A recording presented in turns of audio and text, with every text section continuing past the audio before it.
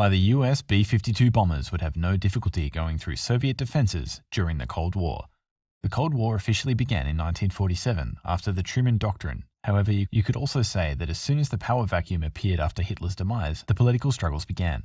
In short, both the US and the Soviet Union could not accept being second fiddle to the other on a global scale. Both wanted to become the foremost superpower in the world and wouldn't back down from one another. This is the classic case that persists till this day. As to what happens when too much power is forcibly made vacant, the surviving parties will always try to tear one another asunder for their own personal gain, possibly ruining the progress made in removing the previous figurehead. A modern example of this is in Libya after the death of Muammar Gaddafi. Sadly, this seems like a lesson we are still yet to learn. During the Cold War, the US and Soviet armies had never directly engaged with one another, leading to the term Cold War.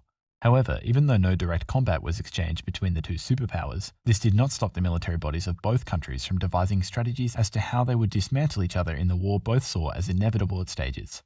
This, of course, all culminated in the Cuban Missile Crisis, where the world was closer to destruction than ever before or since. The element that made the Cold War different to any other war before or since was the importance of the first strike.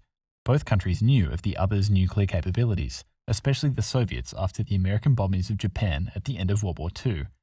Therefore, each country knew that they only had one chance to wipe the other from the face of the world or risk destruction upon retaliation. To this effect, the Americans had countless operations, procedures, and strategies in place if the need arose. One of these plans was to, in the middle of the Soviet-US ground war, they would fly a group of B-52 aircrafts through Russian air defense to land nuclear missiles on their targets. So what exactly is the Boeing B-52 Stratofortress? To put it simply, it is an American long-range subsonic jet. Its main function is of a strategic bomber.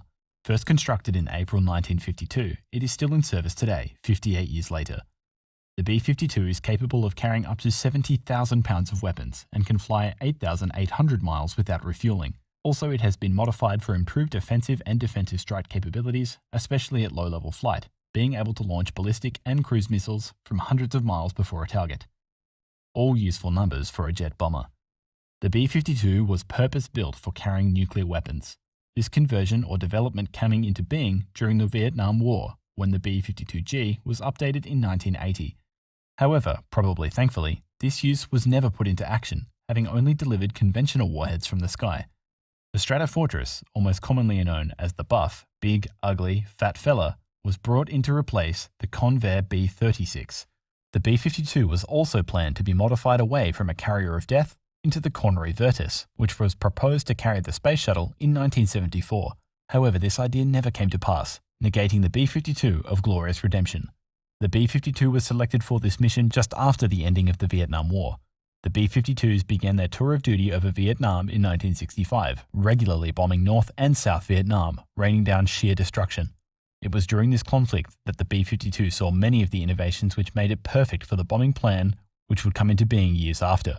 Post-Vietnam War, there was a large and sustained opinion that the B-52s were one of the reasons the US lost the war, that too many B-52s were intercepted or shot down by the North Vietnamese and therefore the warplane wasn't good enough for such a mission. However, this failure was exaggerated. The loss rate of B-52s for Operation Linebacker 2, the Christmas bombing of Vietnam in 1972, was only 2.1%. This resulted in 15 losses out of 714 sorties, arguably an acceptable number. Therefore, to say that the B-52s were, of course, going to be shot down by the Soviet defenses is not accurate in the least. The main problem of this plan was that Russia was obviously not going to allow an American warplane to enter their airspace. They would know what the cargo of said plane would be and therefore would do anything to bring it down before hitting crucial locations. So how were the US going to get it done? Well, they had a very bold plan in place to ensure Soviet ruin. The American plan was to simply fly the planes into position and drop the bombs. A simple point A to point B flight resulting in the death of millions. The US would happily bet that within hours of the conflict beginning and just before the B-52s would have been launched, the American ICBM and SLBMs would have already evoked carnage upon the Soviet air defense system, especially considering many of these rockets were specifically designed to destroy Russian equipment, specifically targeting SAM battalions, interceptor airfields, and air defense command posts. There would also have been electromagnetic pulses launched towards enemy equipment, effectively blinding them to their B-52's flight of death. All of this combined with the fact that the PVO, or Soviet National Air Defense, was simply not capable of manning the entire Soviet border. This would mean a good chunk of Soviet land and therefore flight routes would have been left completely undefended, meaning that the Americans may have been correct in their self-belief. If you've liked it so far, could you like the video, as it really helps us bring videos to you. However, whether the US believed in themselves too much, had excellent intel of Russian ground elements, or simply knew this plan would be a large-ditched effort, they still ensured that the B-52s that would make the flight would be fully equipped to deal with whatever was thrown at them. To start, the massive airframe was stuffed full of electronic countermeasures, ECM. The planes housed black boxes, chaff bundles, and countless flares. The aircraft was also equipped with a defensive gun, which proved more than capable of shooting MiG-21s out of the air in Vietnam. The aircraft also carried something rather ingenious, the ADM-20 Quail decoy.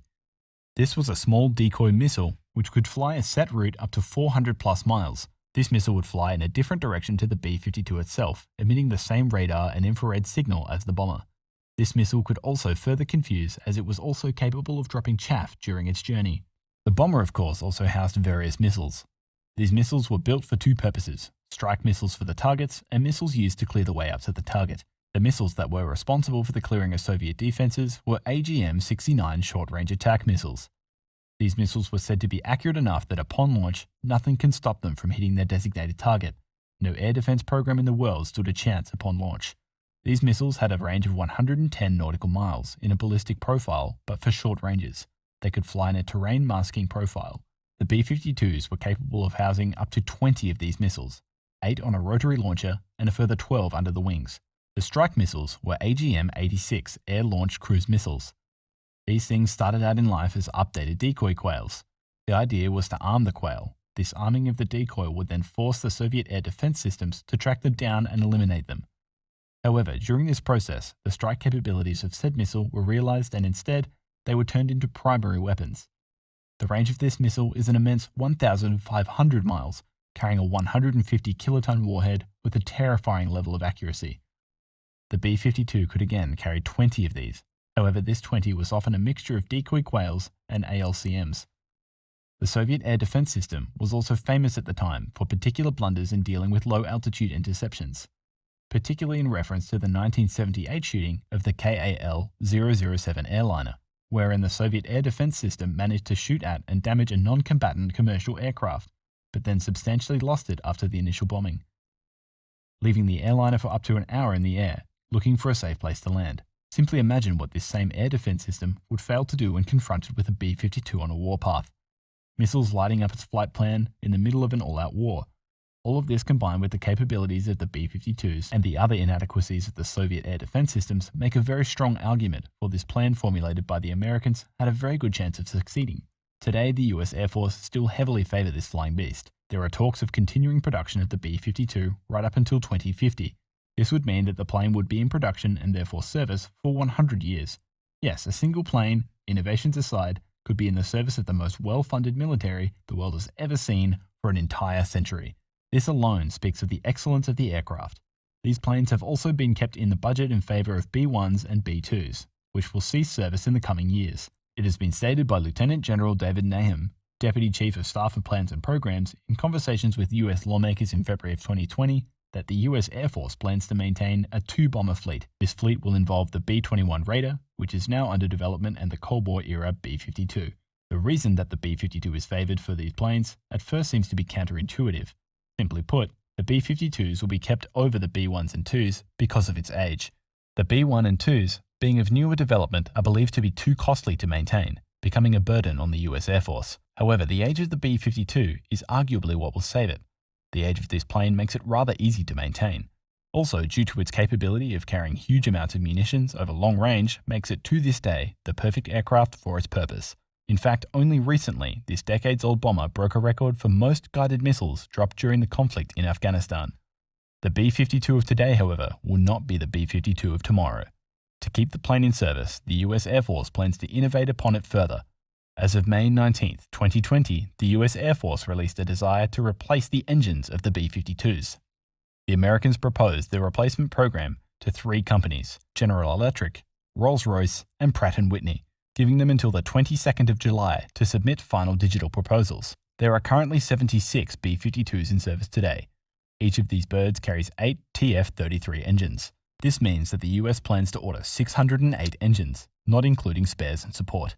The estimated cost of such an undertaking has yet to be made public. The B52s currently house engines from Pratt & Whitney, and they are obviously seeking this contract once again.